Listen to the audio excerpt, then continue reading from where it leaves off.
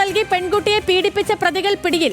ഷമീം, റയൈസ് എന്നിവരാണ് പിടിയിലായത്. താമസ സൗകര്യവും ഭക്ഷണവും നൽകാമെന്ന് പറഞ്ഞ് ഫ്ളാറ്റിലേക്ക് കൂട്ടിക്കൊണ്ടുപോയി പീഡിപ്പിക്കുകയായിരുന്നു.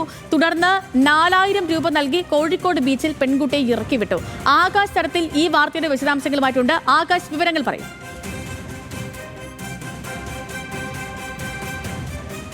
സേതുലക്ഷി, കഴിഞ്ഞ ഈ മാസം 23-ാം തീയതി ആയിരുന്നു ഈ കുട്ടി പെരിന്തൽമണ്ണയിൽ വീട്ടിൽ നിന്നും വീട് വിട്ടിറങ്ങുന്നത്. അതിനുശേഷം 23-ാം തീയതി കോഴിക്കോട് ബീച്ചിലെത്തുകയും അവിടെ നിന്ന് പരിചയപ്പെട്ട രണ്ടുപേരായിട്ട് പരിചയപ്പെടുന്നു. അവരോട് താമസ സൗകര്യവും ഭക്ഷണം ഉൾപ്പെടെയുള്ള കാര്യങ്ങൾ പറയുന്നു. അങ്ങനെയാണ് ഈ കുട്ടിയെ ഇവർ ഈ ഫ്ളാറ്റിലേക്ക് കൊണ്ടുപോകുന്നത്. വെള്ളയിലുള്ള ഫ്ളാറ്റിലേക്ക് കൊണ്ടുപോയി മയക്കുമരുന്ന് നൽകി പീഡിപ്പിക്കുകയായിരുന്നു. അതിനുശേഷം ബീച്ചിൽ ഇറക്കിവിട്ട് കടന്നു കളയുകയായിരുന്നു. അതിന് ഇപ്പോൾ പെരിന്തൽമണ്ണ സ്വദേശികളായ ഷമീം, റയീസ് എന്നിവരെ വെള്ളയിൽ പോലീസ് പിടികൂടിയിട്ടുണ്ട്. ഇപ്പോൾ അവരുള്ളത് കോഴിക്കോട് ടൗൺ സ്റ്റേഷനിലാണ്.